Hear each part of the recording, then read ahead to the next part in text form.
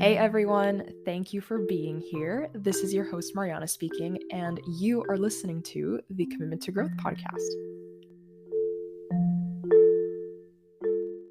Welcome back, everyone. Thank you for being here. It is so lovely to be bringing you yet another weekly episode. How are you? I hope you're doing well amidst this season of November. We are 6 weeks out of being done 2022 as I am recording this, and oh my gosh, how many how many episodes have I started being like, can y'all believe that we are this far into the year? It is crazy how time is flying by. So I just hope that you are taking some time to settle down, to hold some space for yourself, to check in with yourself amidst the busyness of the world and the life that we're living in, because you deserve it. You don't have to ask anybody permission to slow down. It is your birthright and you need it to be able to pour from your cup. Just remember that. Just giving you some words of encouragement as we head into this last stretch. We've got this. The holidays are just around the corner. I am sending you so much strength and encouragement. That was your uplifting message for today. And I am feeling a little bit extra happy today as I record this because as of about 3 days ago, and yes, I've been waiting because I wanted to make the announcement on the podcast before publishing it on Instagram or anything. About 3 days ago, I found out that the Commitment to Growth podcast hit 1,000 downloads, which is just the most exciting thing, and it fills my heart so much because this little corner of the internet that is this show, that is this platform, has been one of the fondest life projects I've ever, I guess, dove into in my 22, almost 23 years of life, and it has challenged me in so many ways. You know, if you were here from the beginning, we completely have rebranded. It used to be a perspective by MJ, and then it changed to what it is now, and it has just forced me to reflect so much on who I am, who I want to be for myself and for the people that are listening, the messages that I want to share, the people that I want to talk to. And that alone, all of those conversations have inspired so much growth within me and have challenged me so much on my own journey of personal growth. So it quite literally feels like you are all giving back to me more than I am giving to you with speaking here. And for that, and for the fact that so many of you have come to tune in to listen to what I have to say, especially in the last couple months, has seen some of the most listened to episodes, which makes me so happy because I feel like, you know, if you've been here, you've heard me talk about this, but I've been going through a big season of growth and self-discovery and really finding my voice through that. And I feel like the last few episodes I've just been so happy with, because I feel like I've shown that side of me, and to see that those have been some of the most listened to just fills my heart. So as you can tell, I'm ecstatic, and I just want to say thank you from the bottom of my heart. If you're new or if you've been here since the beginning and you continue to tune in, you are so valued, and I see you, and your presence here is so appreciated and is so valued by me, and it seriously pushes me to keep showing up and to continuously be brainstorming and reflecting on work that I want to deliver here. So more of that to come, but I just wanted to say thank you, thank you, thank you. And I wanted to say thank you with the amazing conversation that I have for you today with, oh my gosh, what likely one of the most beautiful souls I have had the privilege of coming across in my journey as a podcast host. And this week I have for you Simon Funk. Let me tell you about this incredible young man. Uh, Simon and I met very serendipitously, and you will hear us go into the backstory of our meeting in this episode, so I won't spoil it here, but slight spoiler alert. um, we are both podcast hosts, and that is exactly what brought us together one day, very randomly, after Thanksgiving weekend. We bumped into each other on a ferry back to the city where we both go to school, and it went from there. We're going to talk about it. I won't spoil it. And it's just been such an awesome friendship ever since that has been built from our mutual passions for sharing personal growth information and advice on the internet. And we both love conversing with people who have built incredible lives up from adversity and getting their take on how they are living authentically and purposefully. And it has just cultivated such an awesome, and it led to the conversation that we're going to have today that we're going to share with you. So it was such a good chat, and it was going to be only on Simon's podcast. But then we decided to switch up a little bit from what he usually does on his platform, which is he asks the exact same questions that he asked to me to all of his guests. So you'll get to hear what those are.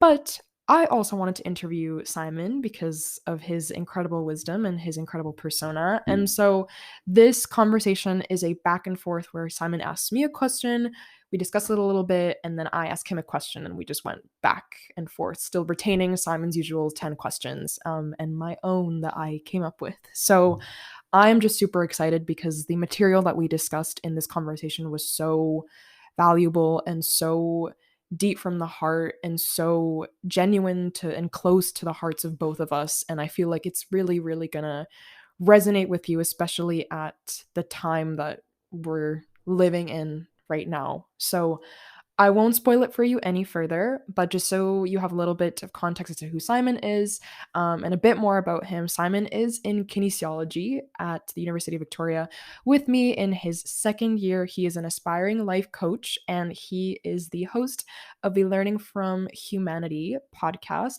which is a platform where he is interviewing the old and the bold. So, getting life advice and life wisdom for people who are in two completely different generations of life, who've been through different things, and getting their advice on the exact same questions that he asks every guest on the show to basically see how different people are tackling either the same or different challenges of life. And it's just the most incredible format of a podcast. I absolutely love it. I've tuned into some of the conversations, and the people that he's had on there are so amazing. So I highly encourage you to go listen. If you want to listen to this conversation again, you can also hear it on his channel. I am one of the bold. I feel so bold to say, but I am just so excited for you to hear what this incredible individual has to say.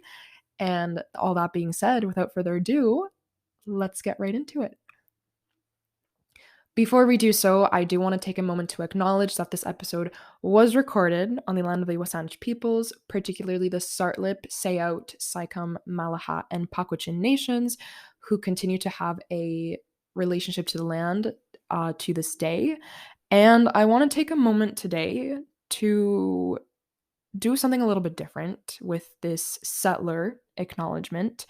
Um, Something I heard that was really beautiful recently was that it's very important to do these acknowledgments from the settler perspective rather than just thanking the land for what it's given us, although that is super important. It's really easy to shift the frame onto the land and thanking it, and in directing the conversation in that direction in some way absolves us from our responsibility and from acknowledging not just what it means to be on the land, but what responsibility comes with that as a settler. And so today I acknowledge that as a settler, I have an immense responsibility to learn in how I can show up for the land and for the people here. And I have an immense responsibility to understand how my position as a settler and my privilege upon that comes from the colonialism of this land needs to be used in the proper ways to restore the land to what it was and to where it belongs and to whom it actually belongs to.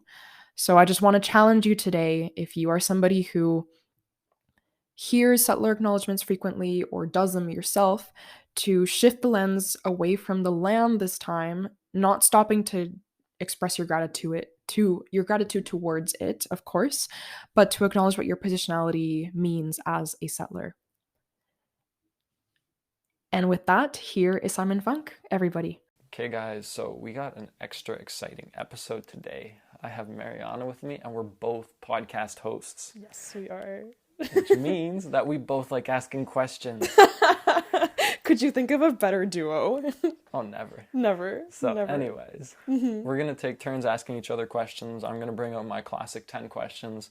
Mariana's going to hit me with a special 10 new ones. Yes. And we're going to have a good time, and I think you're going to have a good time. Yes. So get excited. Yes, you get to hear a little bit from Simon because I know that he's usually the one asking the questions here. So I'm excited.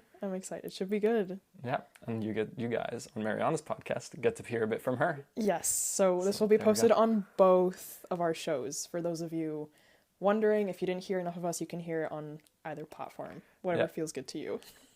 And all my content can be found at Learning from Humanity. That's on Instagram, at a website, learningfromhumanity.com, and on Apple Podcasts. Mariana, where can they find you? It's the Commitment to Growth podcast. Also, anywhere you get your podcasts, on Anchor, Spotify, Apple, Google, etc. And on Instagram, it's at the Commitment to Growth podcast. So, should we start? I think it's time to get going. Okay. Actually, can we talk about how we met? Briefly, because I just think that this is such a cool example of how doing the things you love, in our case podcasting, brings cool people together. And I realized that I just called us both cool. So do you want to go or should I? Okay, I want to share my side of it. Okay. Because my side lasts a little bit longer than yours. So here's where it started. I did an interview with a lady named Riley Zondervan, and she told me that I should go speak to Mariana. And I was putting it off almost indefinitely because I was like, I should listen to one of her episodes before I reach out. I still haven't done that. Oh, ouch. I'm so very sorry. I don't have I forgive and forget. No, I'm kidding. Thank you. Thank you very much. I'll listen to this one while it's happening and afterwards. There you go. There you go. So anyways, I was planning to listen to the episode and then I was on the ferry terminal. And I was like, oh, there's Mariana. Yes, we bumped into each other. Yeah, we're pretty much standing right next to each other waiting to get off the ferry. So I decided to say, oh, hi, how's it going? And I heard that you do a podcast. I'm making a podcast too. And then we started talking. Yes, and then we ended up on the second floor of the bus. Talking about anything and everything. Exactly. And now we are sitting across from each other recording an episode. Who would have thought?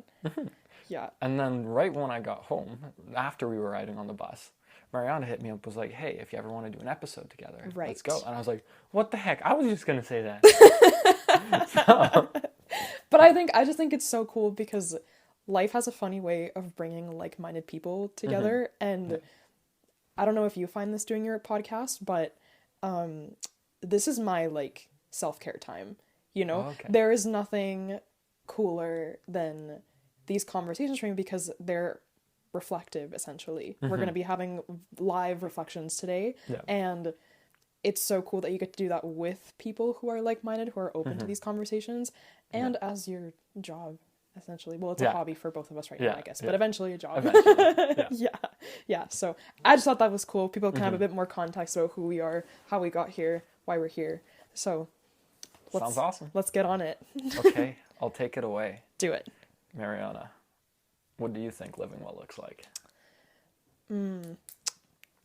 I think the best way to answer this is to branch out and then branch in. Okay, or kind of, little triangle model for you. Okay, so I think living well on a broad scale is living authentically. Okay. Now that can mean a lot of things. So to narrow down a little bit, to live well, obviously you want to make sure that you are doing physical activity, you're sleeping well, you're eating well, you have healthy relationships, you have a healthy relationship with yourself, you're doing the things that you love, right? Yeah.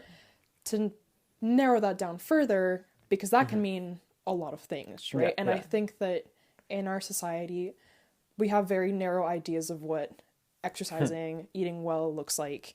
It's like going to the gym, going for a run, eating greens, that kind of thing. And obviously that's included, but I think that for you to live well doing those things, the things that you choose to supplement your social, emotional, mental, and physical health need to have a why behind them, right? So Yeah.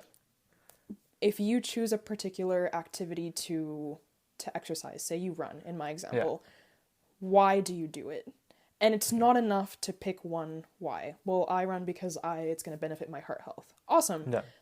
Why do you want to benefit your heart health? Oh, because it's going to let me live long. Okay, but why? You know, I think that everything that you do, for it to have meaning and for you to be able to like carry it on long term, needs to have at least 2 or 3 whys. So for me, running is a space where it's just me and my thoughts. It allows me to process, but also, not to get into the whole metaphor of this for too long, it's a metaphor for life, essentially. Okay. Right? Like, when you're running, you're training yourself to run long distances depending on what kind of runner you are. Life is a marathon, right?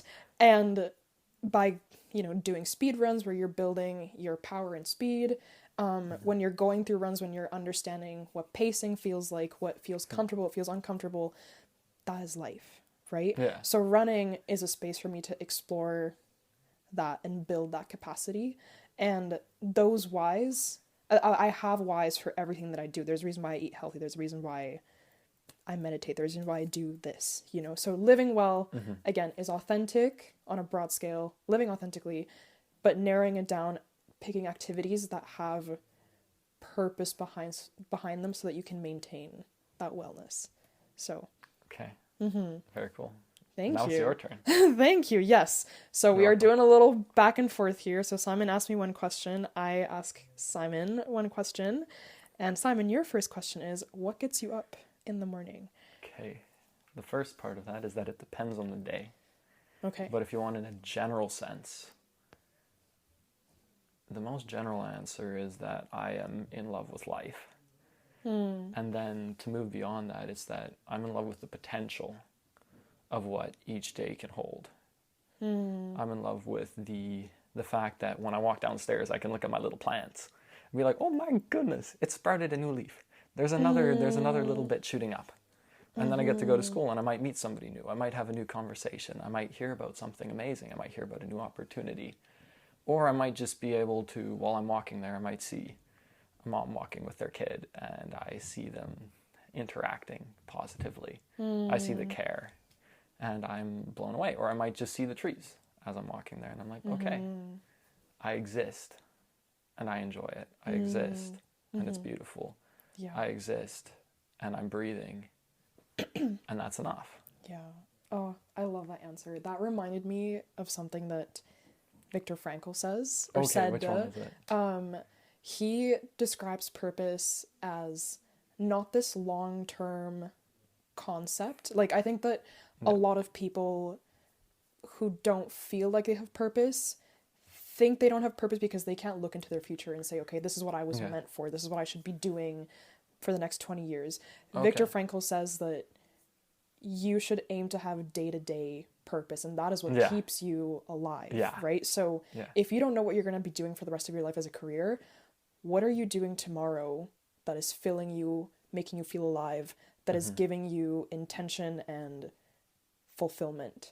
And I think that's a beautiful example of just finding that purpose in every moment, essentially, right? Like, just seeing a mom and a kid is a reminder that of relationships, is a reminder of, like your own mother.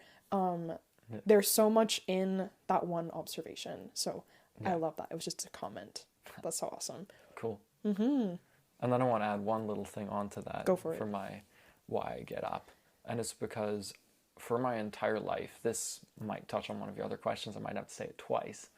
But it's that what I want to do with my life ultimately is I want to continually to learn how to live the best life I possibly can. And that is basically what I want to be doing. I want to learn how to live well. And that's what I'm doing with the podcast and what I'm doing with every day. What I'm trying to do with every day. I don't always do it perfectly. I don't always even do it well. Yeah. What matters is that you're trying. Exactly. There you go. Being intentional. Exactly. And putting the effort in. That's why we're here. Exactly. And this is a new conversation too. So you had this to look forward to today. Yes, I did. I was excited for it. Touche. Okay. Well, then now it's my turn for my question. Go for it. What's the smallest, easiest thing that has made your life noticeably better that you've done? practicing gratitude. Okay. It sounds so teeny tiny, and It's it not. is, but it has so much potential.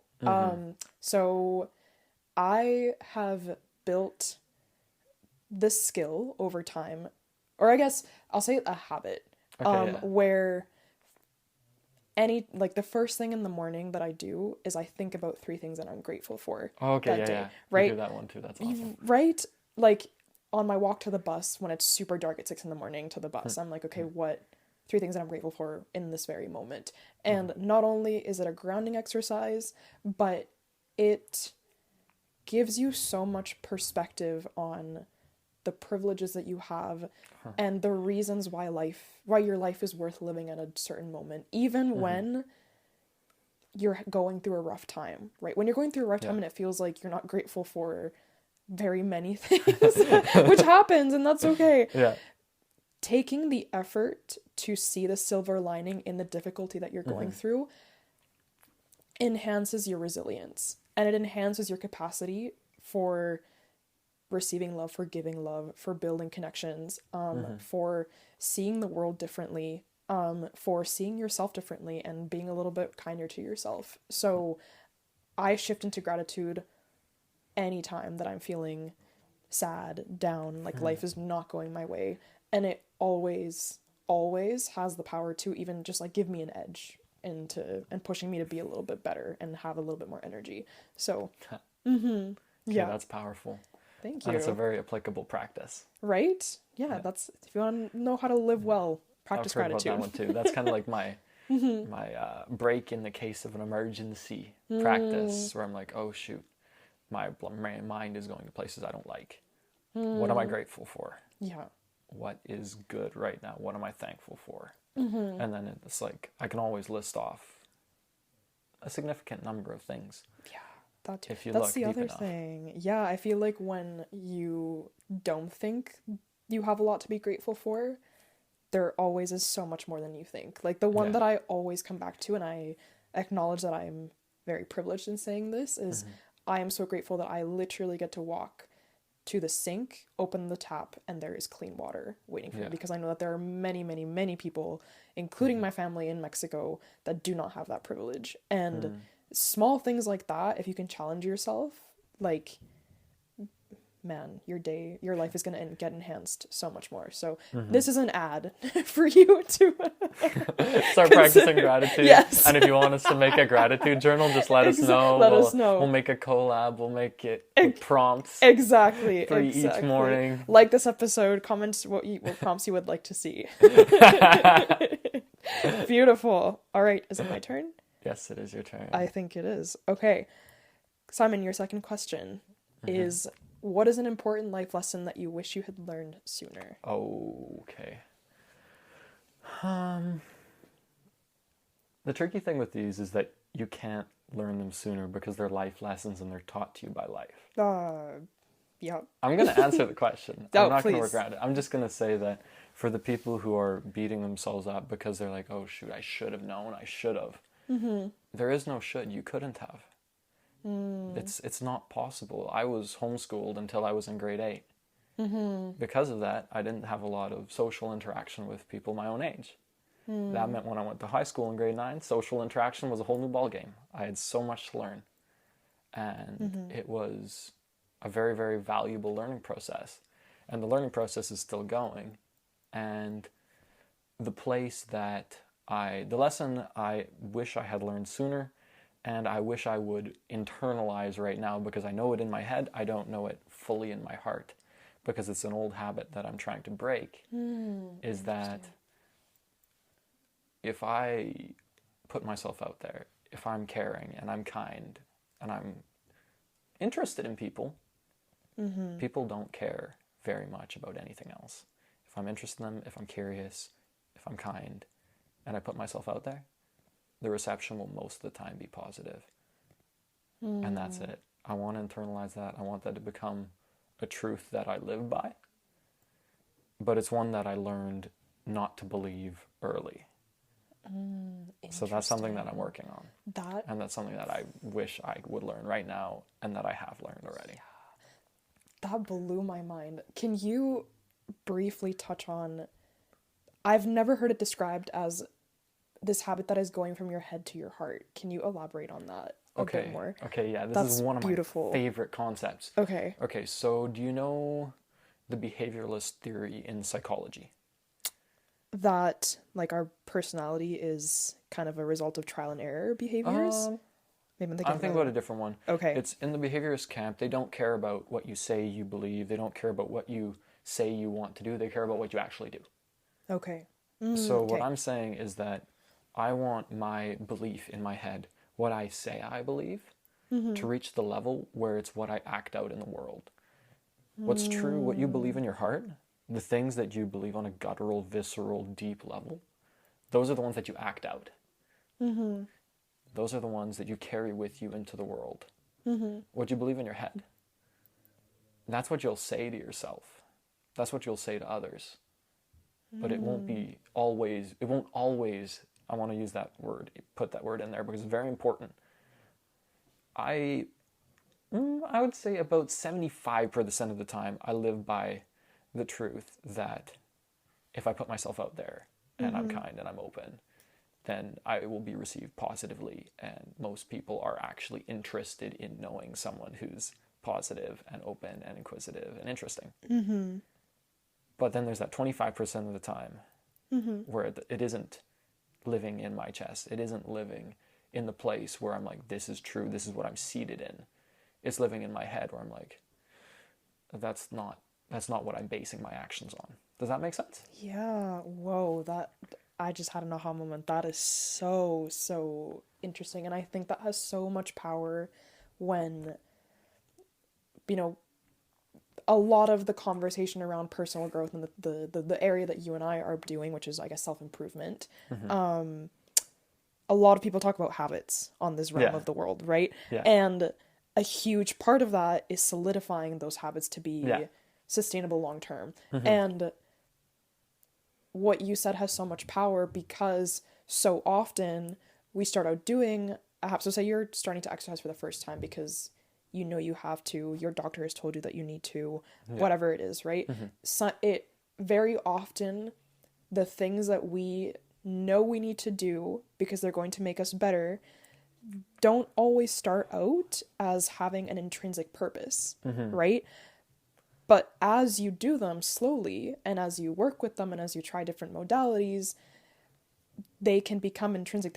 You start developing a why for them. Yeah. And it goes, I think, from what you just said, which is so cool, from your head to your heart. Like, I don't know if you believe it on a cognitive level, okay, like I'm running because it's going to give me better heart health. But the transition from putting that in your head to your heart will only come from doing the activity and finding purpose within the activity. I love that. Okay. I just want to add two more things. Please. And the first is a definition. The things that you believe are the things that you behave as though they are true. That is my personal definition of what I believe. And that's what I mean when I say something that you know in your head and what you know in your heart. What you know in your heart is what you believe, which is what you behave as though is true. And then the second thing is that this is something that I believe that once you are truly aware that something is true, you will behave in that way. And then change will not be something that you are pushing against, something that you will face resistance. It'll just happen because you'll be, this is true. It will still probably be hard, but it will have significant backing. And I just want to tell a story to back it up that I'm not sure where I heard it, but I know that it was powerful. Okay. So imagine that you smoked your entire life. And you've told yourself that, oh, I'm going to survive. It's okay. I know it's going to kill me eventually, but I don't think it's going to, I don't see it. You don't actually believe that it's going to kill you. Okay. Then let's say you see your best friend, and then you see them in the cancer ward because they smoked so much, coughing up black phlegm. And you see them suffering, and then you see them die. And then you think, that is what will happen to me if I keep going. That is when you became aware that it is true that smoking will kill you. that is when you came to believe that smoking will kill you. And that transferred the knowledge from your head to your heart. It became visceral. It became something completely true to you. Yeah. So, there you go. Interesting. I loved that, and we could go on about this forever, but all I'll say is that it sucks that half of the time it takes seeing to believe. We're so bad at believing without evidence, because Or that's how our experience. minds, yeah, totally. But the heart works opposite in that the heart is used to believing before it can see. So I just love that connection between the head and the heart because it's so powerful. But I do believe that it's my turn. So actually, no, is it your turn? Yeah, it's oh, my it's turn. your turn. You Okay, just asked me sorry. a question. I went on a long-winded answer. My bad. We've been ripping. I lost how we've been ripping. All right. Having a good time. That's how you know you're in flow. You lost track of who was doing who or what. Yeah. Exactly. There you go. Okay, but I do know what I'm going to ask you because we were talking about relationships. Okay. And that's what my response came back to. Okay. So, how do you personally think about relationships, including the one with yourself? Oh my gosh.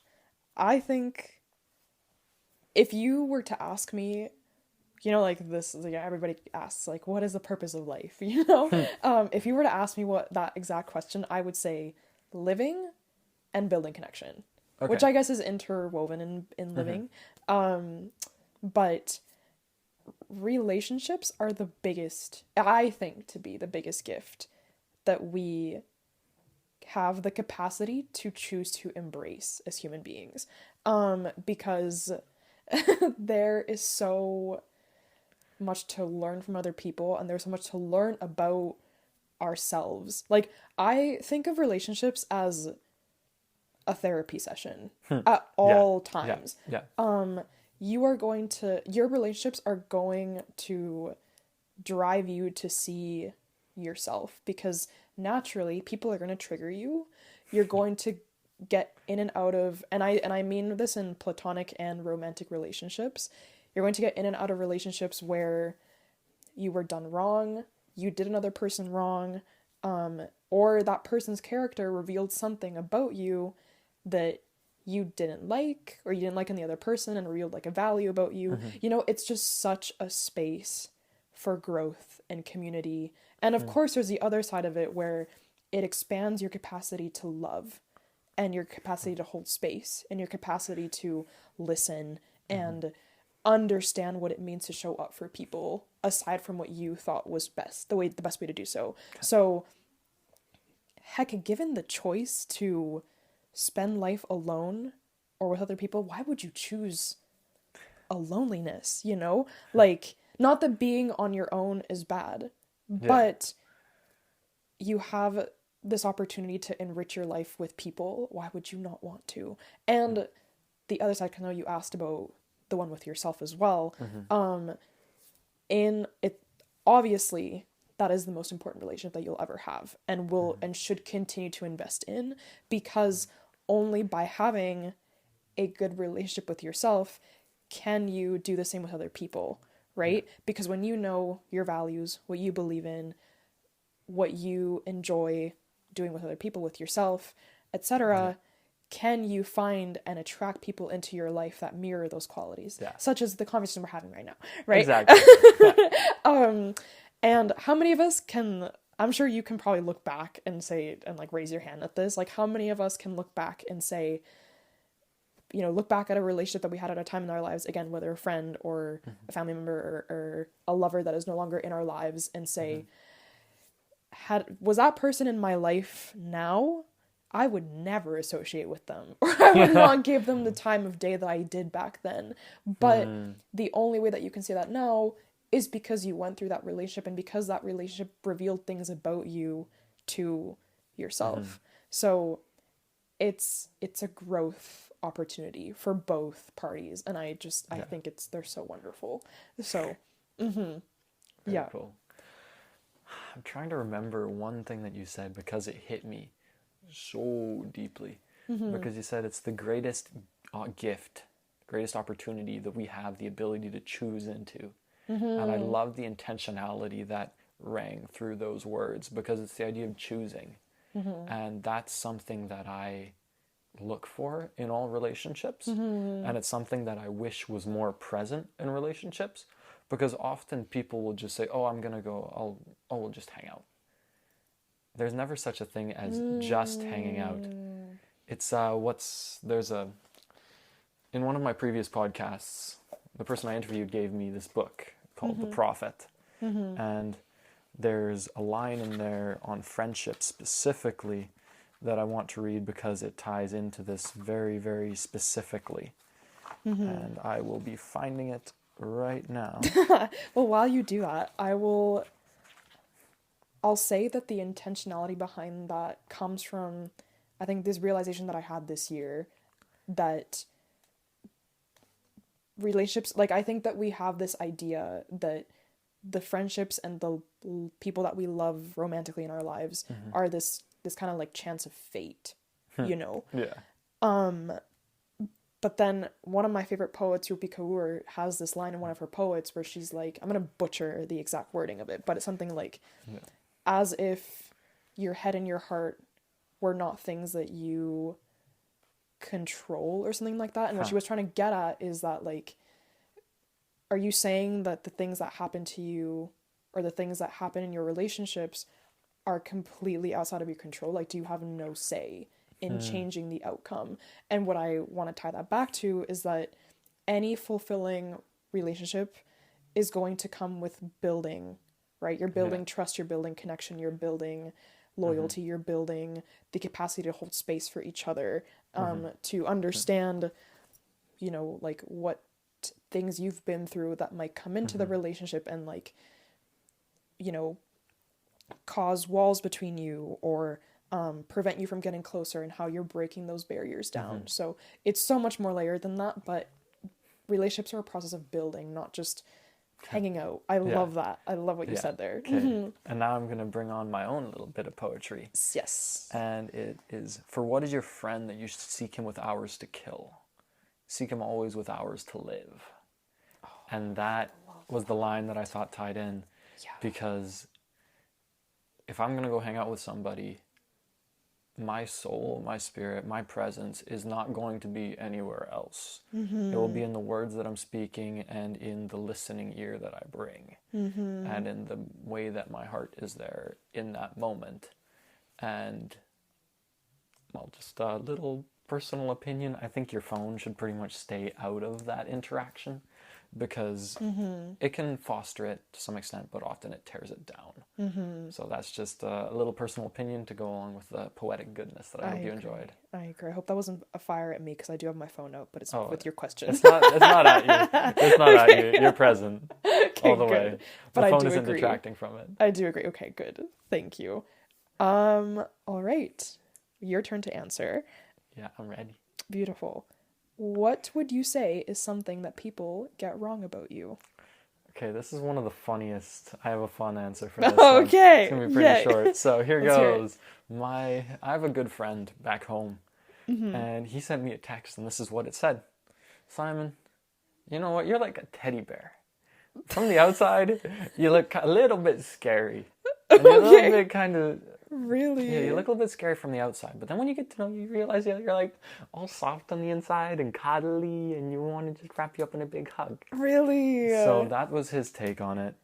And Interesting. when I look serious, I can look a little bit scary at times, and if I get intense, I can be very focused, and I become more overbearing than I would like to be, which is something that I'm working on. Okay. But that's not who I am. That's not my deepest self. My deepest self is very caring, very open, very loving, very kind, and very emotional. And that's something that, if you were first to see me, you might not guess that. But you might. You never know. Probably after a 30-minute conversation, you would probably get that. So that might be the other thing that people might get wrong. Because my thinking is that when people get to know me, it probably won't take you more than 30 minutes to be like, oh, I know Simon. But if you think that you know me after 30 minutes, you're wrong. Because the depth goes so much farther. Oh, There's yeah. so much more to what there is within me and the soul that hides there and is willing to open itself, but it takes time, and often I won't show it to you unless you're curious. Yeah. So Yeah, that's your answer. I think there's a lot of merit in, maybe merit isn't the word, but there's something to be said about not giving everybody those parts of you, you know? Yeah. I think we glorify two extremes. Like, we glorify being an open book, but we also glorify being completely closed off and being your own person.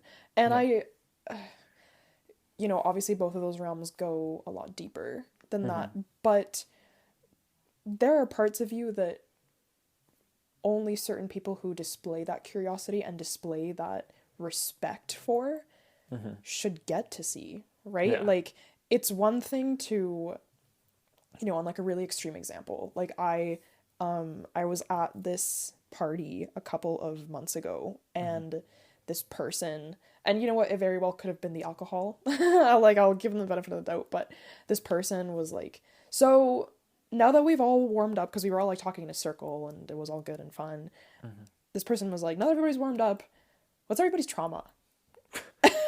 So out of context, right? And very so deeply. Might be the wrong time to say that. Might be the wrong time to say that. I personally think that therapy should not happen under the influence of alcohol.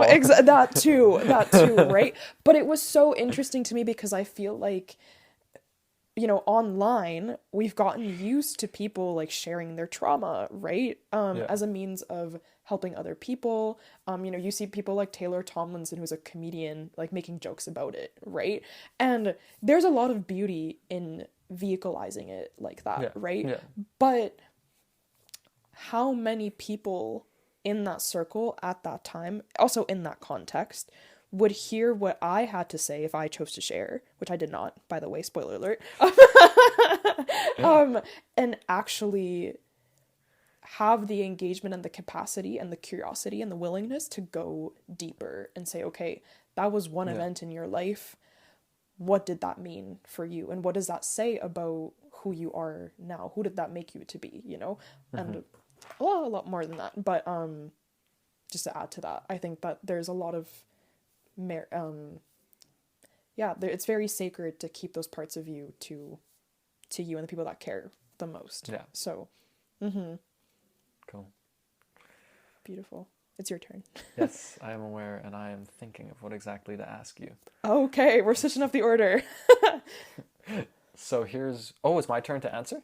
No, it's your turn to ask. Oh, perfect. Well, I'm still thinking. Okay. So here's the question. We've started talking. We've gotten to know each other a little bit. Okay. The guests, I've not given my guests a very proper chance to get to know you. What's a story that characterizes you, Mariana? Yeah. Oh, I was thinking about this on my way here. Because, and I've been asked this a lot before on podcasts. Like, everybody's like, well, what got you to where you are now? And there isn't, I can honestly say, like, one defining moment that carried me here. I feel like my life has been this, like, compendium of, like, experiences that have put me here. But you were going to say something. What I was going to say is that's not what I'm asking for.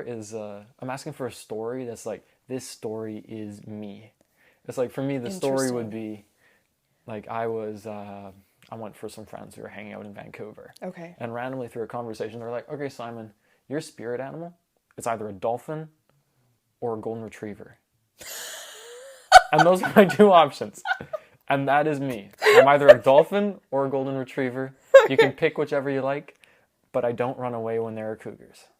Oh, interesting. Okay. Okay. I mean, like mountain lions, not the other kind of cougar. I see you. Interesting. The one story that is coming to mind is an experience that I had earlier this year, actually. Cool. So I'll build on it and we'll see where it goes. Cool. I don't know that this encapsulates who I am to its entirety, but I think that it encapsulates well how I've gotten here. So earlier this year, for the people who have listened to my podcast and have been here for a while, will know that earlier this year I had the opportunity to interview this embodiment coach named Stephanie Morris. Shortly after our conversation, Stephanie hosted this giveaway to have an embodiment session with her.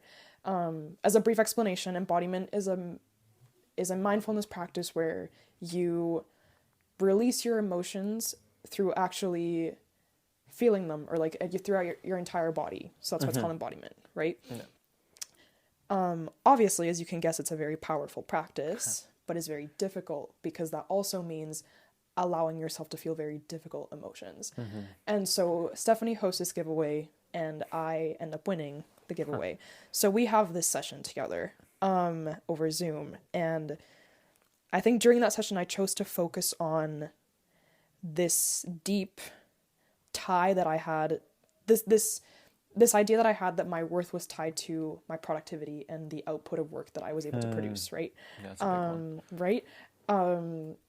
And so that goes super well. I had a lot of insight, felt all of it, and walked out, was like, okay, I feel like I've released, this is so cool.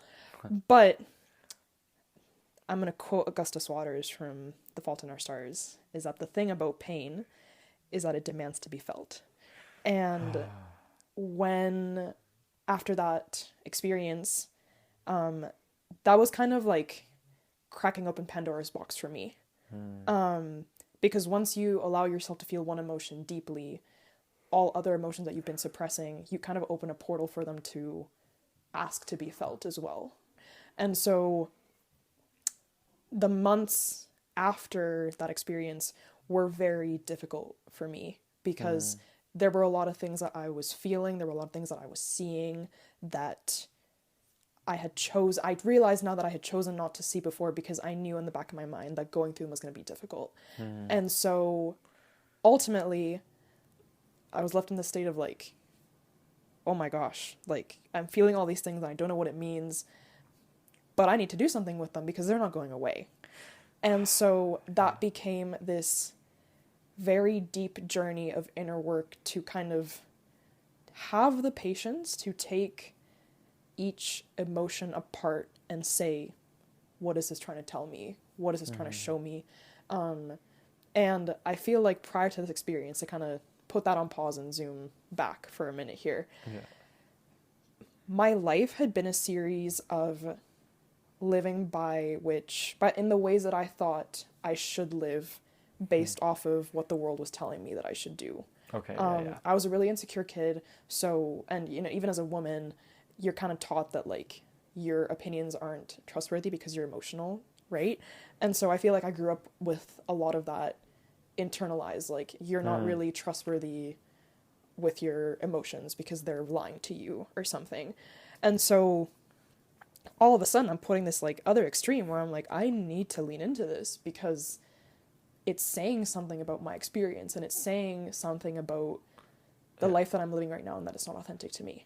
Is what I kind of encapsulated that as. So I started very patiently and rigorously kind of pulling apart all of these emotions. And you know, when you have this like premonition, this little voice in the back of your head that is always telling you there is more to life than this. Yeah. Right? Yeah. I would say that for many, many years, that was always in the back of my mind, but I never chose to listen because I didn't know what taking that responsibility of living autonomously would look like or where the heck that started. And it started in this obviously very polar extreme for me. But as I started pulling apart those emotions and going into them and having, you know, difficult conversations with my family, it eventually led to me leaving my long-term relationship. And just engaging in putting myself in so many positions this summer where I was like, I'm doing this simply because I want to and because it's what my heart is telling me to do and not because anybody else is saying you should or you shouldn't. It was only then that voice was quiet for the first time. Oh, that's so cool. In my life. And I can say that ever since, it has been quiet. Oh, And so wow. where I think that, where I want to kind of get at with that is that I've always I told myself, I was telling my friend this the other day, that if I ever write a memoir, 2022 will have its own chapter, and it will be called My Big Fat Spiritual Awakening. Only because, I mean, obviously there was so much growth that came with having that courage and building that resilience to pull apart those emotions and go into them and, you know, quite literally embrace what they were telling you, you know? And that doesn't mean that all of them were true, but in giving them that space to be felt, you can see clearly, right? See what they're saying. And it's just given me so much more capacity to love other people, to understand the depth of people's emotions, to hold space for them, to show up here as we are right now, and kind of like what you said earlier, understanding that there's a level of depth to a person that can only be reached through questions, through engaging conversation, through building that trust, among many other things, but most of all, getting to a place where I'm so happy doing what feels right to me, simply because it feels right to me, rather than what other people are telling me to do, that I want to help people do the same and reach a similar place. So, that's so cool. Thank you. Well, first off, I want to say that I'm very thankful that you were able to go through that. And I am impressed and, what's the word? Inspired by the fact that you're able to do that work. Thank you. Because it's deep work and it's hard work. And that's what I'm going to ask about. What did the pulling apart of the emotions, what did the, what's the deconstructing of the thought patterns and, well, for lack of a better word, lies and, what's the word, brushing off of emotions. What did the deconstructing of all that look like? Well, first of all, it came with it came with accepting, and I think that this applies to all areas of inner work. It came with accepting that you can only focus on one thing at a time. And so if I was feeling resent somewhere towards a certain situation or person, while at the same time feeling this regret about this other thing, I had to focus on one at the same time. Or sorry, one at a time. Sorry, that's exactly what I'm trying not to say. So it was having that patience to understand that you can only go through one thing at a time, but also that in going through that one thing and focusing your energy on that, you are building the capacity to tackle the next thing and also gaining further insight into the next thing. So it was simply, I did a lot of that through meditation. I did a lot of that through journaling. I did a lot of that through, I started therapy right after that experience, actually. And that was super, super helpful. Having conversations with people who'd been through the same thing. And there's something really powerful about showing up with that vulnerability and being like, I am not in a good place right now, but I'm coming to you because you've been through something similar and I want to hear your input. And so it looked a lot of, like I said, a lot of inner work, but also external work of talking to people and gaining ideas and understanding how they went through the similar experience and tackled it. So it also has a lot of capacity to enhance your relationships. I know that a particular one that really grew was me and my mom's relationship, because my mom had so much wisdom to give me that I don't think I'd given her the space to give before, because I hadn't let her see me vulnerably before, but all that much. So, okay, I just really got to tell this story. Please, go for it. Here's what my experience with vulnerability. As soon as you said that word, I was like, oh shoot, I gotta say it's poetry. That word is poetry. Oh, I love the word vulnerability. Yeah. If you want some good poetry, guys, on this, go check out Chris Van Deventer. He's known as Becoming Christopher on Instagram. He practices vulnerability on the air very commonly with his poetry that he shares on stories. He has a whole bunch of stuff written. He's presently trying to run a business where he practices as a vulnerability coach and has written a book of poetry. And I had him on the podcast earlier, so if you want to check it out, listen to the podcast. But I would recommend his Instagram profile first, at Becoming Christopher. So anyways, here's the story. It was unusual because this conversation lined up with this event. So I have a mentor who I talk things through with, and I try to come to understand life and live more fully through our dialogue. And I was coming to him, I was like, hey, I just really, really want to have deeper, more meaningful connections. And for some reason, I feel a distance while I'm talking with people that I haven't felt before. And specifically with my best friend, who I've also had on the podcast, who's named Marco. Okay. Which is kind of, the unusual thing is that it never happened before, and I didn't know why. I couldn't figure it out. And through our conversation, through the dialogue, I came to realize that what had stopped was I'd stopped being vulnerable. I'd stopped sharing. I'd stopped putting myself forth into the relationship. And that's something that I've always been bad at, because that's one of the lies that I'm working on. That's one of the things that I want to break down, and it's that I don't believe that to the heart. Sorry. Yeah, from the head to the heart, and it's that the people who are close to me, they want to know things, even when they don't ask. They want to know what's going on in my life. They want to know where I'm at. They want to know what's pulling on my heartstrings, or what got me excited in the morning. They want to know why I'm super excited about getting a new tree. I know, it's the smallest thing in the world, and it's ridiculous. No, we love it. We love it. Your best friend will want to know that. Yeah. And your mom will want to know that. And the people who care deeply for you will want to know that. And that's really hard for me to behave as though it's true. So then I called up Marco, and I said, hey, just so you know, from going forward, I've realized that I put myself in a place in relationships where I practice listening so much because I'm terrified of losing the relationships. And I know that if I listen well enough and I become a good enough therapist to you, then you won't want me to leave, essentially. But going forward, I want it to be more mutual, and I want to share more of myself. And since then, the distance has been gone. Yeah.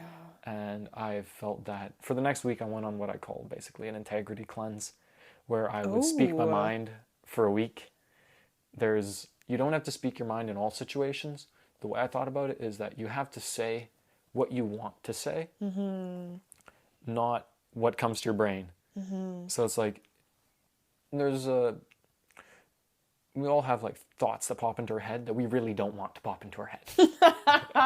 Yeah. You don't have to say those ones. Totally. Yeah. But the thoughts that pop into your head, that you're like, I would say this, but I'm scared of what my prof will think, or I'm scared of what my peers will think, or I'm scared of what even it'll make me sound like. You say those. And it was just so wonderful that during the next week, me saying those things worked.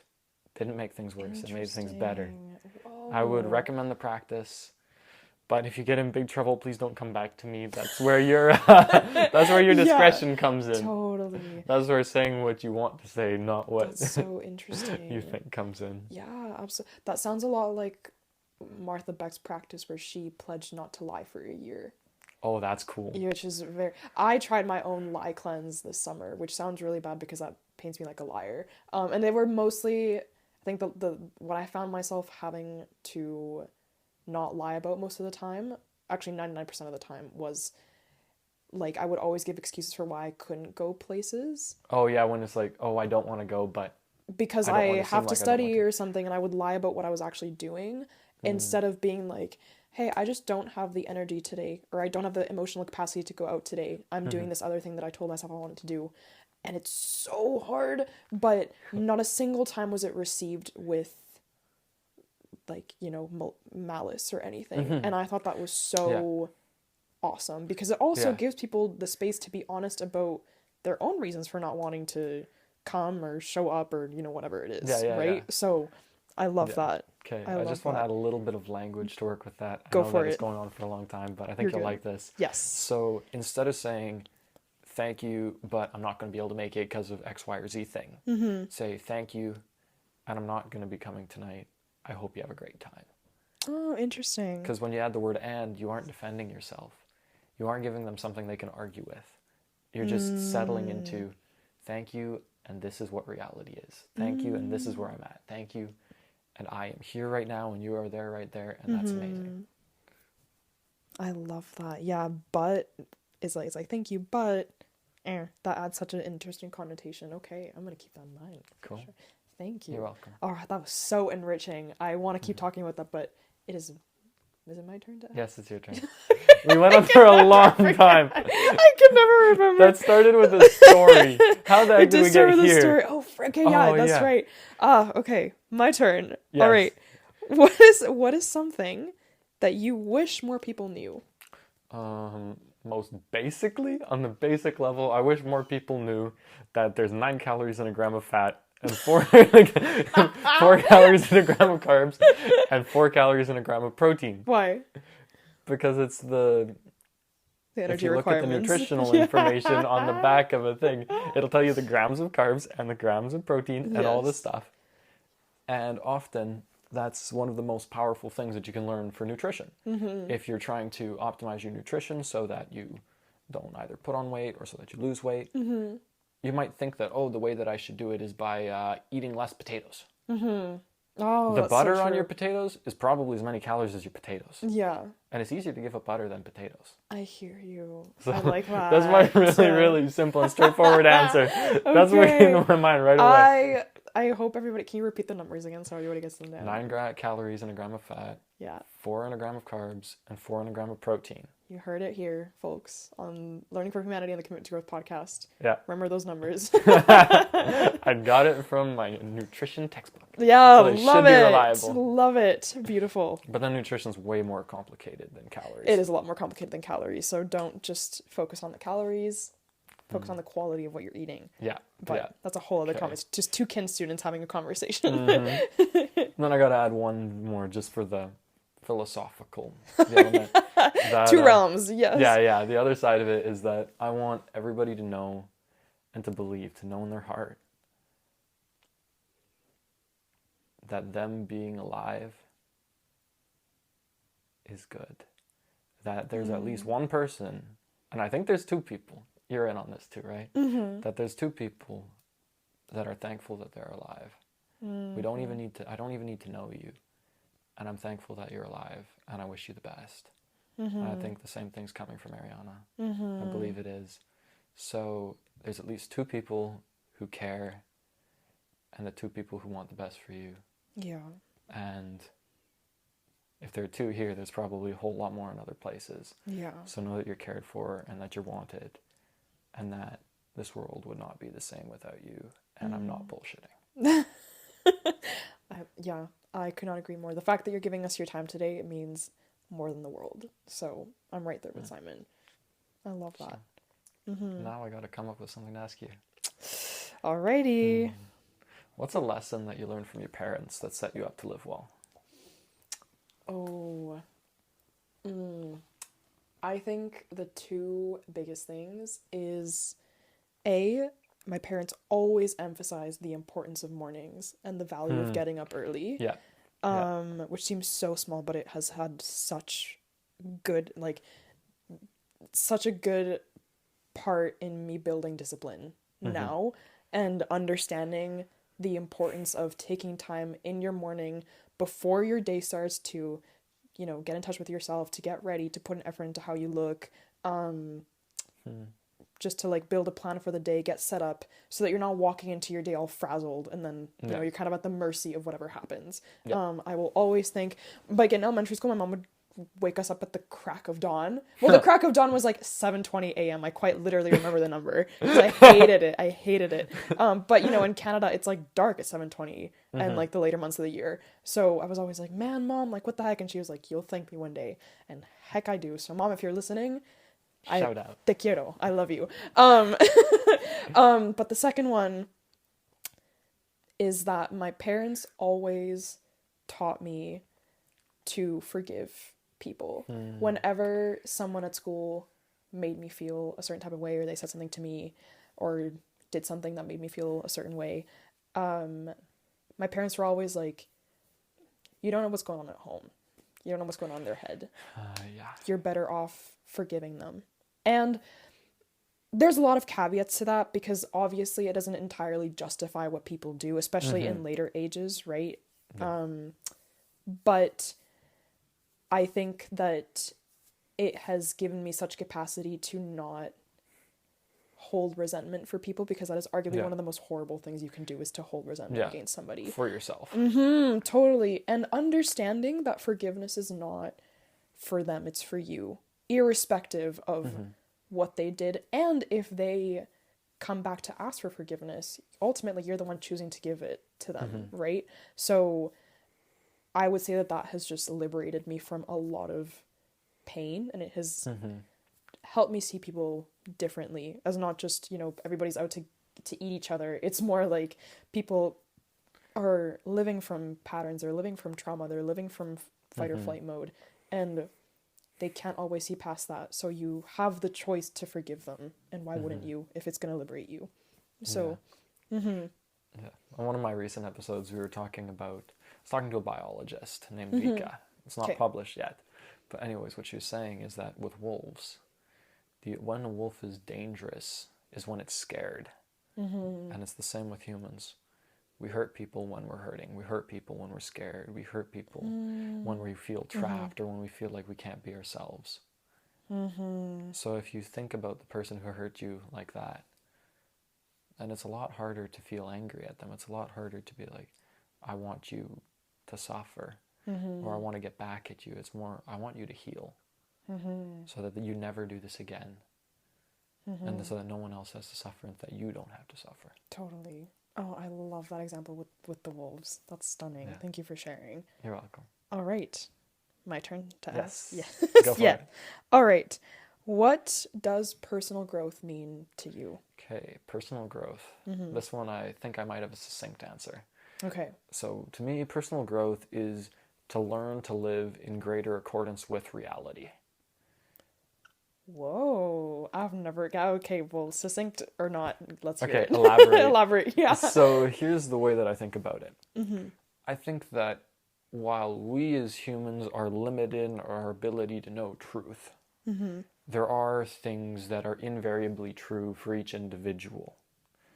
It's like, based on my physiology, based on the way that my cells are made up and my past, there are certain things that I can do that will be good for me, and there's certain things that I can do that will be bad for me. It's like, a very practical example of this is that I need my 9 hours of sleep. I need it every night. Yeah. And if I am to stay up late one night, I lose about half of the next day.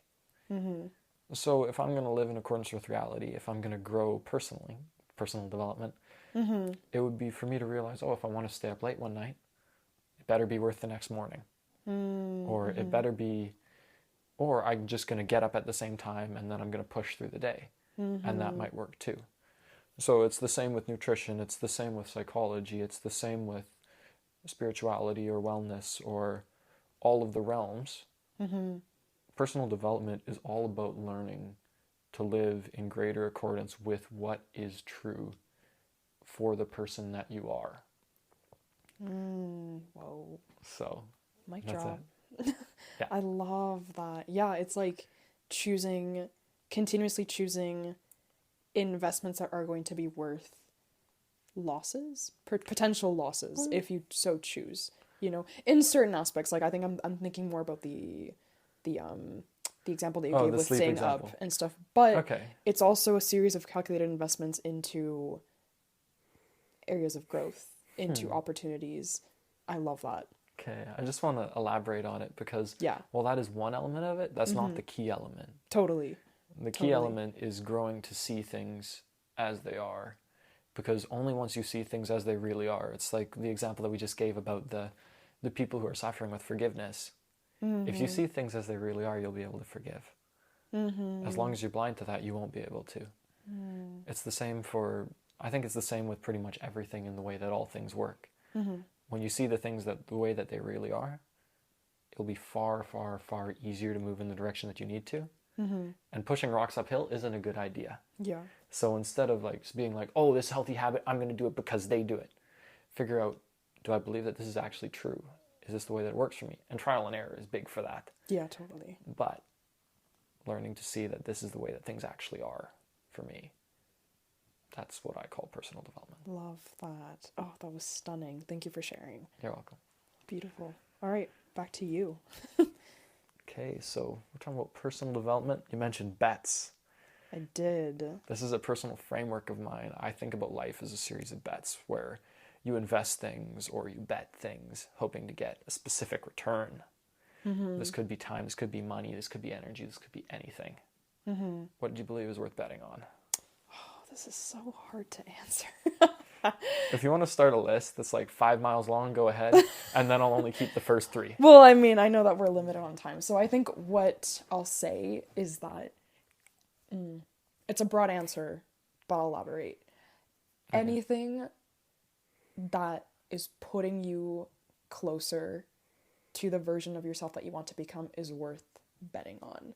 Okay. And I think that we look at too many things with a pros and cons mindset, right? Like, Oh, okay. if I'm going to put myself out there, say, I'm trying to think of a good example. Say you want to be a public speaker, Yeah. okay? And you decide to go for to apply for a public speaking competition. So you have to submit a video, or you have to go on stage and give a presentation. Yeah. Maybe you haven't presented all that much in your life or at all, Yeah. right? Our mind is wired to look at the negatives of that because it wants to protect you, right? Yes. You're gonna mess up, you're gonna forget your script, you're gonna look funny, you're gonna be shaking. Therefore, do not do it, right? And your mind focuses way more on the possibility of failing because it knows that failure hurts. However, and it's one thing to say, well, just don't focus on that, like focus on what could go right. But that doesn't guarantee anything. So the best thing that you can do is to always invest in those things by setting yourself up to succeed in the best way that you can. Before a speech like that, that means investing your energy and time into practicing the speech, into, presenting to other people, into looking up videos about public speaking and public speaking techniques. It doesn't guarantee you any certain outcome, but it is setting you up for more success than you would had you not put in the time and effort to prepare yourself. So what I'm trying to get at is that invest your time and energy into anything that is making you uncomfortable and is going to make you grow, but invest your resources adequately and efficiently, regardless of whether your outcome is certain or not. Does that make sense? Yeah. Yeah? Yeah. Okay. Just Good. basically always bet on yourself. Bet on your own Yes. upwards trajectory.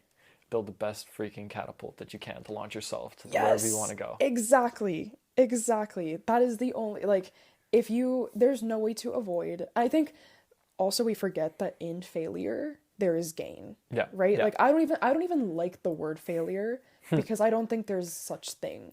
Yeah. Right? How many of us can say that we at one point, like if we look back at something that we perceive to be our biggest failure, can we look back on now and say, oh no, like I needed to go through that to get to where I am now, to learn what I know now, right? Yeah.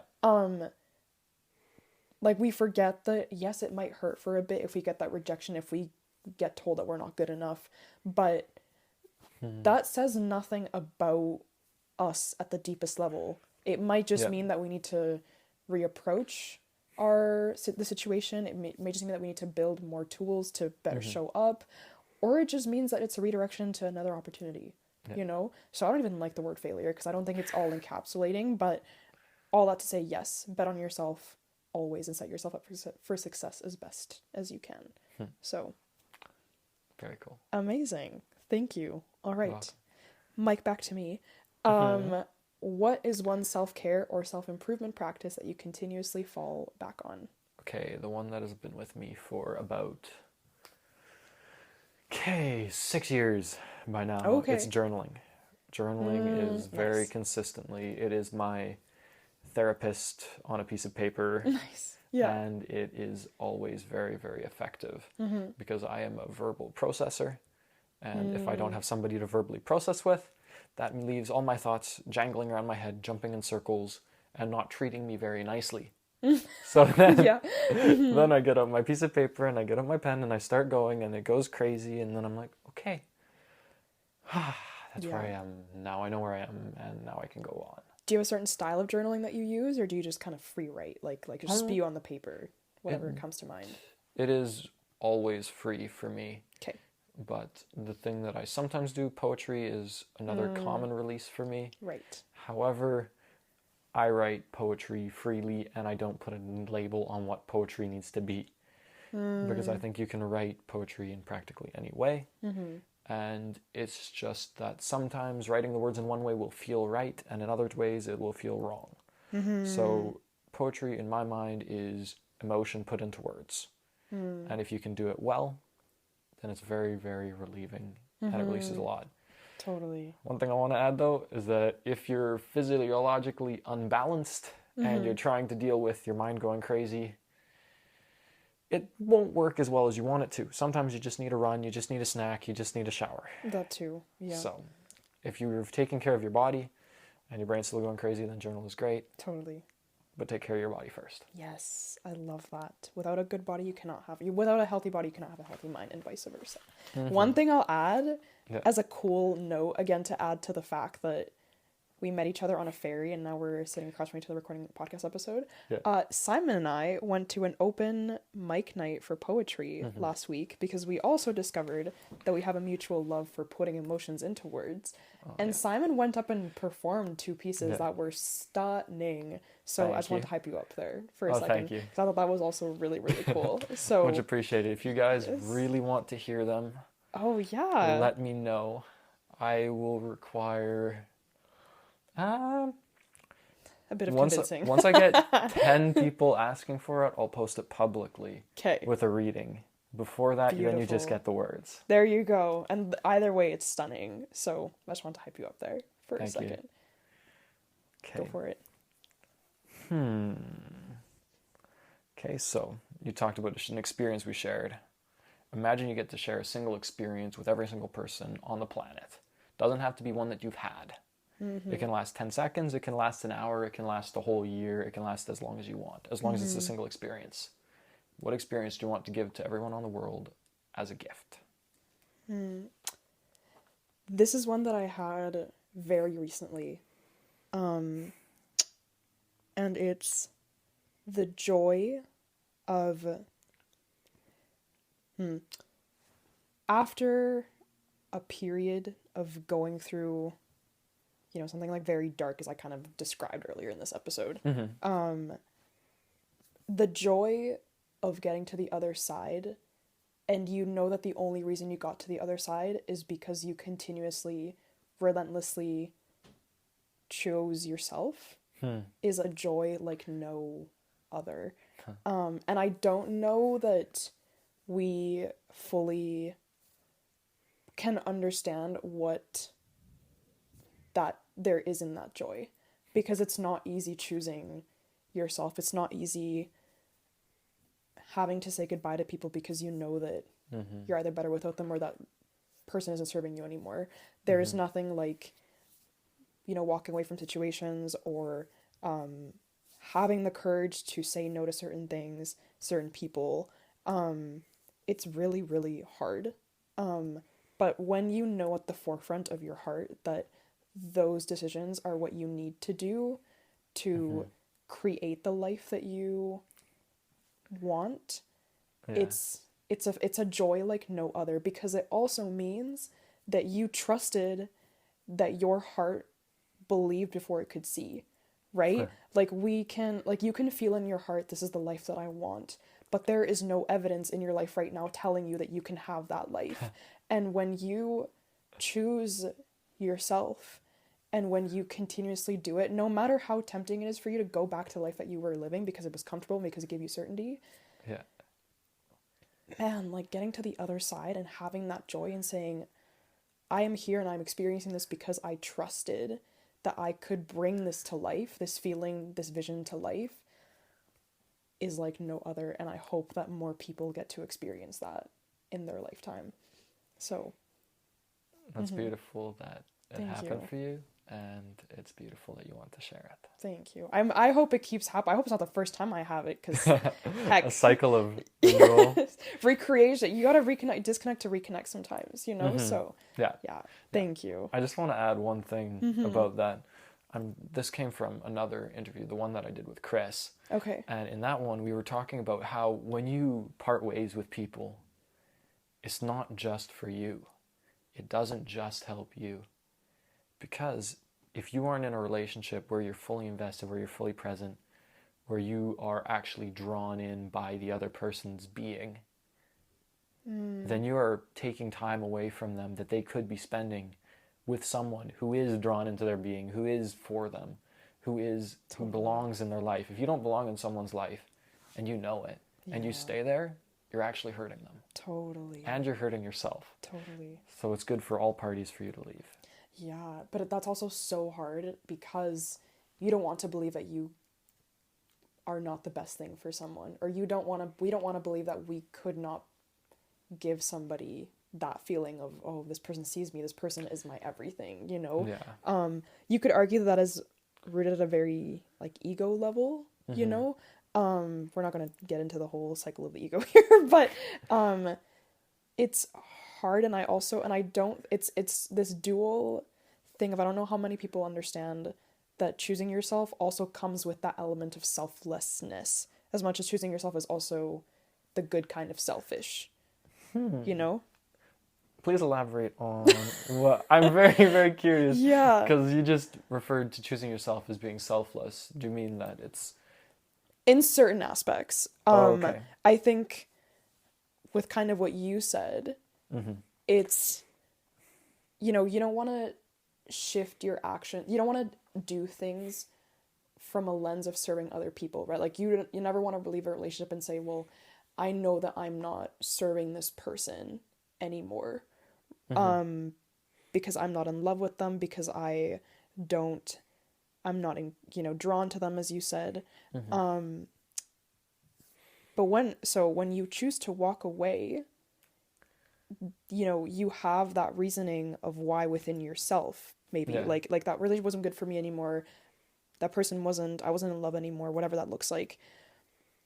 There's selflessness in not walking back there because you can't accept that you are not that person's everything, because there's a lot of pain that comes with that, right?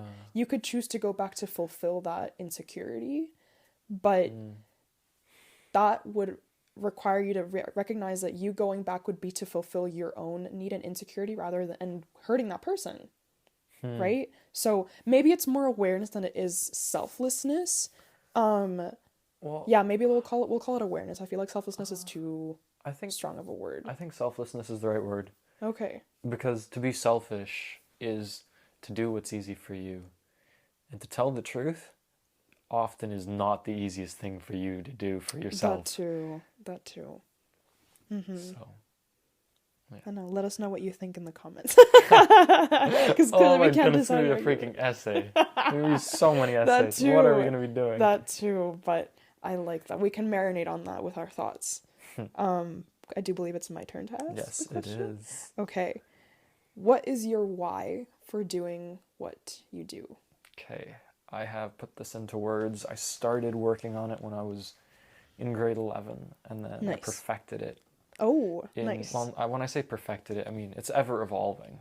But the best wording that I have at the moment is my why is to live the best life I possibly can, so that I can enable others to live the best lives they possibly can. And that is why I do what I do. And at the base level right now, what I'm working on is, my opinion is that if you're living the best life you can, you don't actually need to be doing anything that is typically described as helping other people in order to help them. It's like the person who loves skateboarding and just puts their entire life into skateboarding because that's them living the best life they possibly can. When they meet their buddies at the skate park, or they're longboarding down a hill and getting a video and throwing it on YouTube, they're making other people's lives better. You being yourself to the fullest extent that you can be is the best thing that you can do for the world. That's my belief, because then you are acting in truth. And as long as you're lying to anybody, or yourself, or acting out a lie, or not acting out the truth, you're pulling something away from the world that would make it better. and you're holding something away from yourself, that would be so good for you. Oh, I love that. That was stunning. Thank you for sharing that, man. We could go on welcome. about that forever, but in the interest of time, I'll throw it back to you. I loved that. Okay, I've got 2 more. Well, I got 3 more. Okay, And let's hear it. none of them actually flow that fantastically, so I'm just going to ask one. Okay, no such thing. Go for it. Imagine you get to design a class that everyone has to take in high school. Oh, Grade 12, okay. full semester. What would the class be? Interpersonal communication. Okay. Without doubt. Oh my god. We, like, nobody, or very few of us know what communication actually entails. Okay, please explain. Yeah, I will. I think that we stereotype communication as, like, when I think of communication, I think of two people approaching each other because of something that one of them did to upset the other person, right? If we think about it from that perspective, when you approach that conversation, there's a lot to be held in that space. It's the space to hear the other person's experience. It's the capacity of the person that did the hurting to accept their actions as having hurt the other person. Yeah.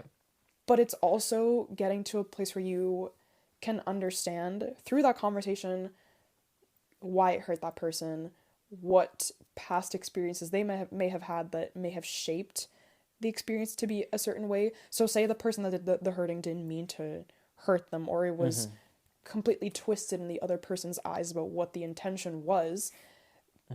Like, your perception is everything, your perspective is everything, and your perspective is shaped through your life experiences, and we don't understand that all the time. Like, we are so, if somebody comes to us and tells us that we hurt them, we are so focused on defending ourselves that it takes away from that space to build up from there and understand, okay, this is why you perceived it this way. I'm sorry, I didn't see it this way. This is my intention. So there is so much more than just the, hey, you hurt me. Oh, I'm sorry. How can we do better? That's like the tip of the iceberg. And again, tying it back to relationships, like, those conversations have so much potential for growth in each person and in the relationship. So all that to say that I feel like if we had a class on that, the world would be such a better place. Yeah. But that's just my 2 cents. So Okay. I would agree. Yes, thank you. It's very, very, very important. Thank you. And it's tough as heck. Yeah, it's so difficult. It's so difficult. Especially with the people that you care about deeply. Because yeah. that's when it matters. Well, and yeah, there's so much, it feels like there's so much risk going into those conversations. So I hear you. We're going to pitch it to the school board after this. I mean, I say we do. We have 2 people on board. Anybody else who's in on it, tell us in the comments. Holy crap. We're going to start a mutiny. Yeah, absolutely. There's going to be a movement happening. I'm here for it. I'm here. The world would be a better place. But again, that's just me. All right. I agree with that. Thank Communication you. is important. Communication is important. All right. Are you ready for your always. 8th question? Very excited. All right. Simon, what legacy do you want to leave behind? Okay. The first thing is that I want to leave the legacy that I was present. That I was always present with the people in my life, that it doesn't matter who they were. That my mind was never elsewhere, that I was always there. The next thing is that I want to leave behind the legacy that my presence was a loving one. That my presence was one that brought people forward, that didn't bring them down, and that it was honest. That it was true. And that's pretty much it. If I can say that I was a positive presence throughout my life and there for the people, what more can I want? And that I existed as myself. Totally. If I can be somebody who lives freely and inspires others to live freely, I'm winning. All the way. I love that I've been thinking about this so much recently. I love that you said it from a very small scale lens. Not that presence is a small scale action, because it takes a lot.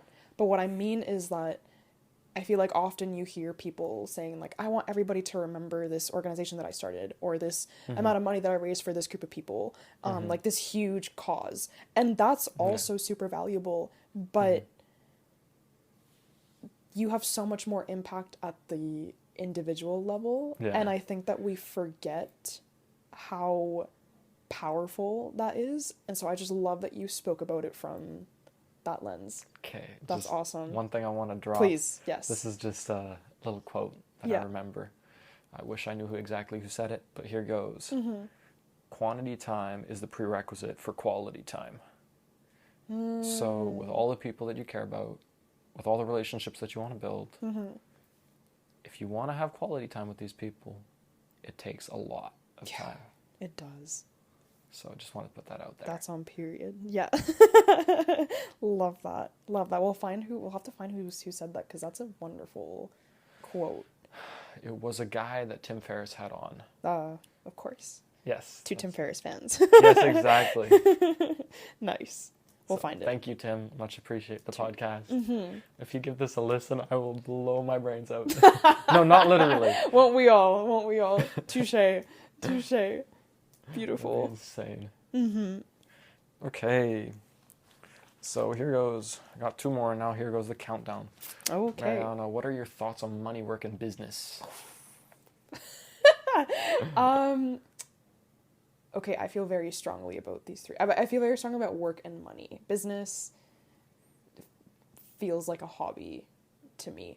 I think that if you use the term work to define the things that you do, and if they feel like work, you need to reevaluate why you're doing them. Okay, so I want to hear your definition of work first, because I think that we might have the same definition, because when I think about work, I think about something that you do purely as a means to an end. Yes. Not as the thing that you're doing for itself. Yes, I agree. It's like the tasks that you have to do to get on to the next thing, essentially. Okay. And obviously, with anything that you do, with any, business that you start or routine that you start doing in the mornings, there are going to be the itty-gritty things that you don't like to do, right? Yeah. Those parts might feel like the work.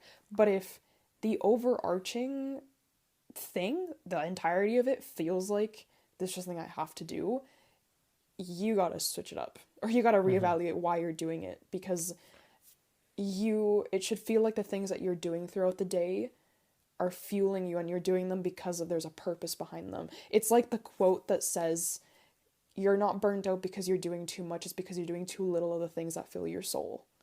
Right? Love that. Thank you. But yeah, I don't like that word, because I feel like it has negative connotations to it. And if you feel like you're doing things because you have to, and they feel like work, reevaluate your why.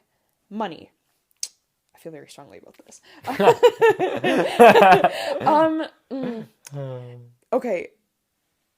It's a very multifaceted argument, but I will simplify it to say that unfortunately, we live in a world where money buys happiness in the form of material goodies that we associate with happiness. Yeah. Being able to travel, clothing, food, healthy food at that, luxuries, experiences. Unfortunately, that is the world that we are living in.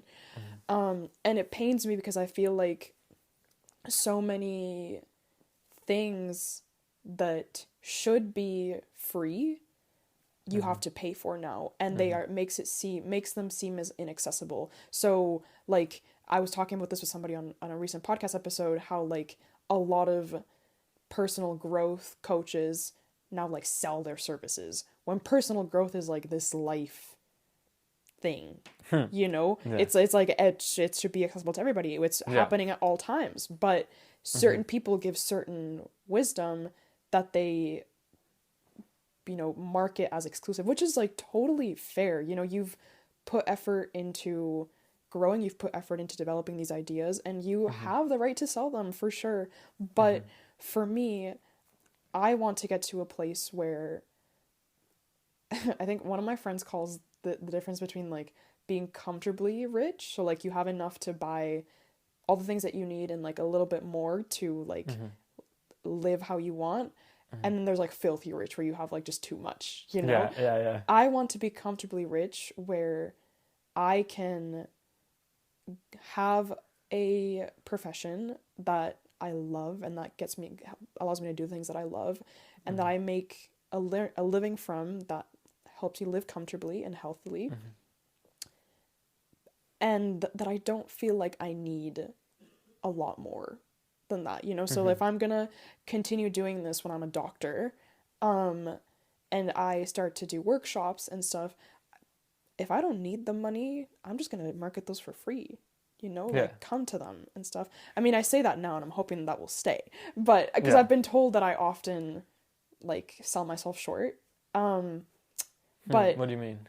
like, so I used to be a photographer, and everybody always told me that like my packages and stuff, I was charging way too little. But for me, it was always because like I just want to do it to give them pictures that they can look on and smile at, you Yeah. know? It was never for the money for me. It was for the like, heck, it's this dualistic thing because I get to practice my art and you get to be part of it and you get to receive it, you know? Okay, well then you're winning. Exactly. So I just I guess I wish there wasn't so much like people didn't see money as it saying something about how much you're worth. You know, because I feel like we associate, okay, well this person is charging a lot, that means that their wisdom is worth a ton. And that doesn't demean the meaning of and the magnitude of the wisdom, but it just makes it feel inaccessible, Yeah. you know? I just want to share one thing to Yes. hit home the relative value idea. Yes. It's like I can walk into a thrift store and I can find a book that is one of the greatest books ever written, and it'll cost me $2. I can go on Amazon, and a book that will change my life. Well, I'm like literal example, less than $20 has happened multiple times for me. I've got a book that changed my life for $5. Yeah, exactly. So many times. Exactly. That book is worth more to me than a laptop I paid $1,200 for. Yeah, totally. It's worth more to me than a pair of shoes I paid $300 for. Yeah. So much of what we quantify as value with dollars is not worth what we quantify with values with dollars. Value is an individual thing. Yeah. Oh, yeah. So if what you value is traveling, you can travel cheap if you want to. And just because you travel cheap doesn't make it worth any less. But the issue is that as a society, we say, oh, you spent less, it's worth less. Those things are not true. And they are not connected. Yeah. Ugh. Say it louder for the people in the back. Woo! That was so woo. Yeah. Yeah. It's just two of us here, but it's okay. I gotta celebrate. The neighbors can hear us. Hopefully. Alrighty. Question 9. Oh, let's go. What is an insecurity that you've overcome and now embrace? Okay, it is that as far as males go, I am quite feminine. I'm the kind of guy who will walk down and see flowers and be like, oh, that's really nice. I like that. And if I see a dog, I'll be like, oh my goodness, it's so friendly. It's amazing. Yeah. That kind of thing. I was the boy who would be telling stories instead of playing sports. I was the one who'd want to have stuffed animals. And I wasn't the one who would want to make them beat each other up. That's what my brother did. I'd want to tell stories with them. So I'm by nature not very conflict driven. I'm not very aggressive. And I'm also quite creative and artistic. And that is something that I have gradually settled into. And it's something that's sort of difficult to settle into, especially when you're starting out in high school. Totally. Being surrounded by the culture as it is. And now I'm working on that to express it more. And I've just settled into it. But anyways, it's just a societal definition of this is more feminine, this is more masculine. I'm just Simon. Yes, I was going to say. And society says this is more feminine, and I'm like, okay, I'm Simon, live with it. No, it's human. I hate gender roles. I hate you. We could go on about that forever, but okay, yeah, yes, I agree with that. You are just Simon. Don't put people in a box. Yes, I'm snapping. Yes, thank you. Thank you. Welcome. Go for it. Okay, that's time for the last question. Oh, okay. Imagine I forget everything that you've ever told me and that you exist. Marianne is a blank space in my mind. Okay. But I remember what you say during this next little bit. Okay. What's the most important thing you have to say to me today?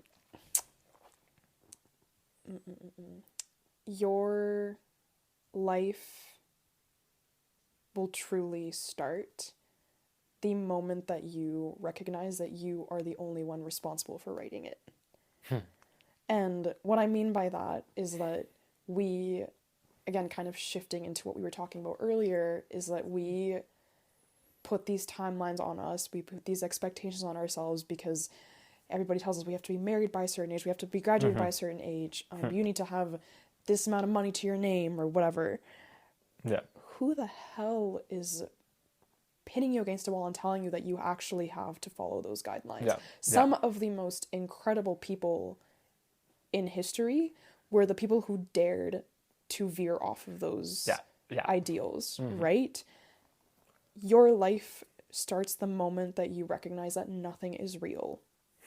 And that nothing, like, you're not a completely autonomous being over what you choose to do and how you choose to define how you live and what you live. Yeah. So, mic drop. There are no haves and there are no shoulds. Yes, exactly. No have-tos and no shoulds. Exactly. And you're free. You are and free. What are you going to do about it? And that, my friends, is the purpose of living, is to be free. So, I said relationships earlier, but it's also to be free. So, well, you can't have relationships unless you're free. There you go. That was a mutual good. agreement between two free people. Good. At least two free people. I'm snapping at that. That was so good. All right. Your final question. Are you ready? I think so. What are your thoughts on purpose, and have you found yours? I'll answer the second part first. We've gone over what I believe my purpose is, which is to continue to learn how to live well for as long as I'm alive. But what I want to add to that is that there's a line from Dune where essentially what they say is that living itself is the purpose of living. There is no meaning to life. Life is the meaning. And I believe that. You existing right now is all that your purpose really needs to be. Existing fulfills itself. Why do we need to add other things to it?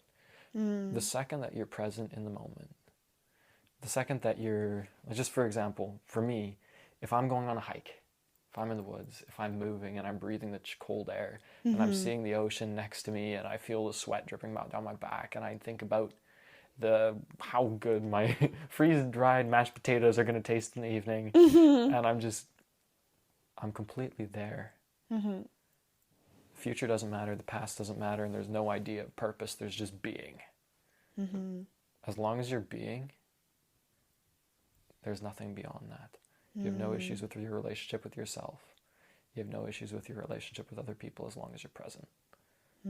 So, all that I'm saying is that your purpose, my belief on purpose, is to be alive and to live. I love that. Well, the present is technically all we have. Right? Exactly. The future doesn't exist. The past doesn't exist. Exactly. Time is a mirage. And that's on period. So, I loved that. Thank you for sharing that. My pleasure. And unfortunately, I think we're out of questions. So I think that brings us to the end. That is devastating. Devastating. Well, Simon, this was amazing. And Yes, I'm so happy that the stars brought us together and we were able to record this conversation. Do we want to talk about where people can find us or give some final footnotes or? Okay, for me, everything can be found at Learning from Humanity.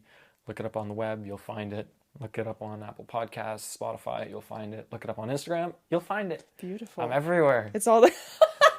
He is everywhere. He's got a good internet footprint. Very small. But there you go. There you go. On my end, it's the Commit to Growth podcast. If you go on Anchor and search it up there, it'll link you to anywhere that you get your podcast. I'm also on Instagram as @Commit to Growth podcast and @Commit to Growth. And I'm always happy to chat. So if you have questions about this episode or anything else, reach out to me. I'm sure Simon feels the same way. Yeah, just hit us up. Yeah, amazing. And don't forget to subscribe to both of the shows so you can get latest episodes on both of us, because Simon is always releasing really cool stuff, and I feel like I am as well. Not to toot my own horn or anything. But I haven't listened to him yet, so I can't do it for you. I'm so sorry. I'm trying to convince him to. I think she's got me. I'll get around beautiful, to it. Beautiful. But yeah, this was awesome. Thank you. And I'm sure I will see you again. Yes. Thank you guys for listening.